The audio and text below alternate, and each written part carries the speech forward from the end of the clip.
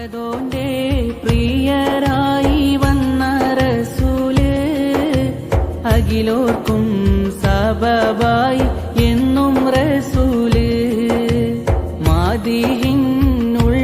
വാഴും മൊഞ്ചുള്ള രാജാ മനമാകെ കുളിരേകും മാധുര്യത്തേനാ